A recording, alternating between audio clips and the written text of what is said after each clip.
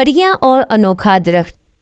کسی زمانے کی بات ہے کہ شام کے ملک میں ایک نہایت ہی دل نواز بادشاہ حکمرانی کرتا تھا۔ اس کے لوگ اس سے بہت خوش تھے۔ بادشاہ کو پھولوں اور پودوں سے گہری محبت تھی اور اس نے اپنے محل میں ایک بڑا شاہی باغ تیار کر رکھا تھا۔ ہر روز بادشاہ مغرب کی نماز کے بعد اپنے باغ کا دورہ کرتا۔ ایک دن باغ سے واپسی پر آتے ہوئے بادشاہ نے عشاء کی نماز پڑھی اور سو گیا۔ اسی رات بادشاہ کو ایک عجیب خواب آیا جس میں اس نے آسمان سے 4 پریوں کو اترتے ہوئے دیکھا۔ ایک پری نے اپنے ہاتھ پھیلائے اور زمین سے ایک سنہری تنا اگایا۔ پھر دوسری پری نے اپنے ہاتھ پھیلائے اور اس تنے پر چاندی کی ٹہنیاں نمودار ہو گئیں۔ تیسری پری نے ہاتھ پھیلائے اور ان ٹہنیوں پر ہیروں کے پتوں کی بارش ہو گئی۔ بادشاہ بہت حیرت سے یہ خوبصورت درخت دیکھ رہا تھا۔ اتنے میں ایک پری سیب میں بدل گئی اور ایک عجیب مخلوق درخت پر آ کر بیٹھ گئی۔ وہ مخلوق سرخ سیب کو کھانے لگی۔ بادشاہ ہیرے اور چاندی سے بنے اس درخت کو دیکھ کر بہت حیران ہوا اور اچانک وہ خواب سے جاگ گیا۔ بادشاہ کے دل میں یہ خواہش جاگ اٹھی کہ وہ اپنے باغ میں ایسا ہی درخت لگائے گا جیسا اس نے خواب میں دیکھا تھا۔ اس کے دل میں یہ خواہش شدت اختیار کر گئی۔ بادشاہ کے دربار میں ایک بزرگ حکیم تھا جو خوابوں کی تعبیر جانتا تھا۔ اگلے دن بادشاہ نے اس حکیم کے پاس جا کر اپنا خواب سنایا۔ حکیم نے کہا، جو پریاں آپ نے خواب میں دیکھی ہیں وہ پہاڑ کاف کی جادوئی سرزمین سے آئی ہیں۔ وہ ایک ظالم جن کی قید میں ہیں اور انہیں آپ کی مدد کی بہت ضرورت ہے۔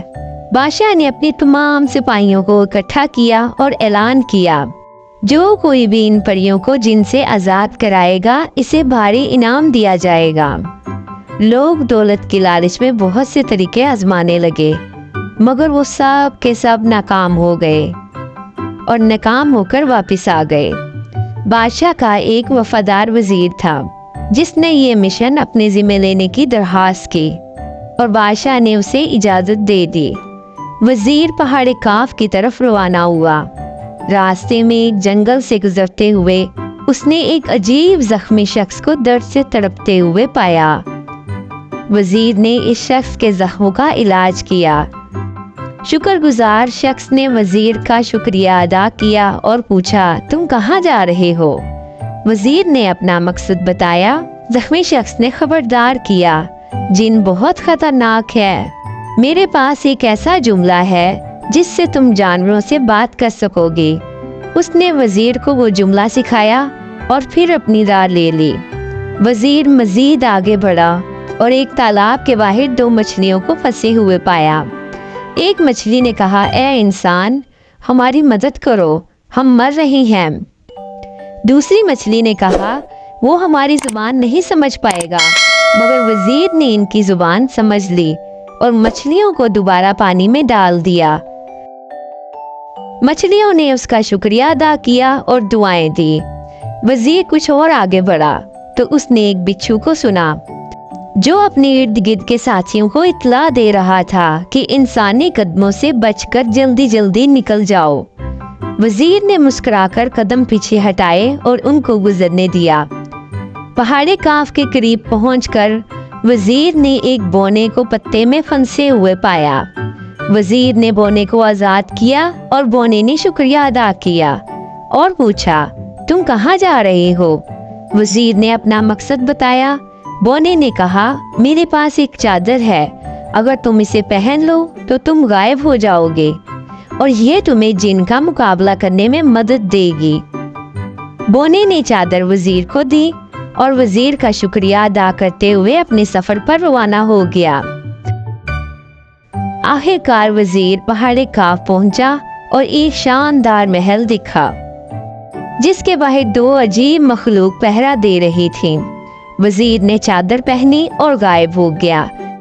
وہ محل میں داخل ہو گیا لیکن جلد ہی جن کو خبر ہو گئی اور اس نے غصے سے کہا، کون ہے جو میرے محل میں داخل ہوا؟ وزیر سامنے آیا اور کہا، میں تمہیں نقصان پہنچانے نہیں آیا، میری خواہش ہے کہ وہ پریاں آزاد ہوں جن کو تم نے قید کیا ہوا ہے، اور میں تمہاری ہر شرط پوری کرنے کے لیے تیار ہوں۔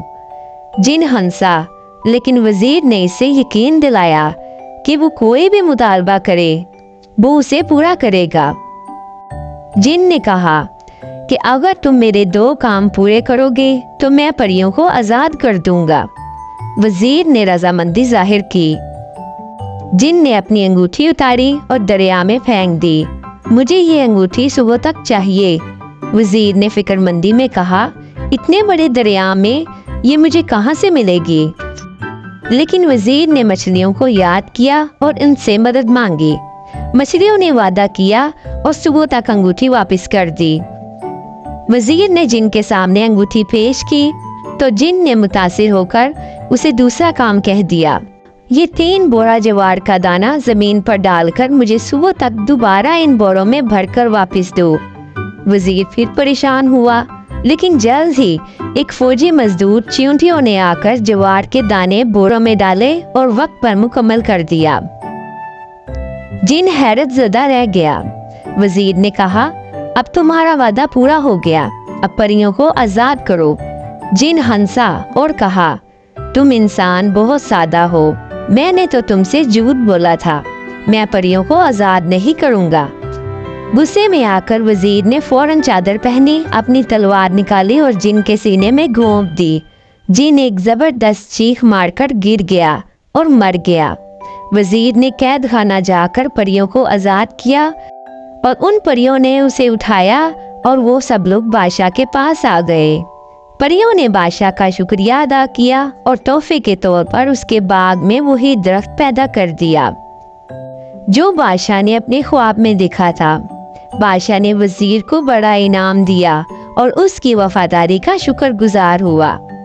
پریاں پھر خوشی خوشی اپنی جادوئی سرزمین کی طرف واپس روانہ ہو گئیں۔ اس سے ہمیں یہ سبق ملتا ہے، ہمت، ایمانداری اور مدد کا جذبہ کبھی ضائع نہیں ہوتا۔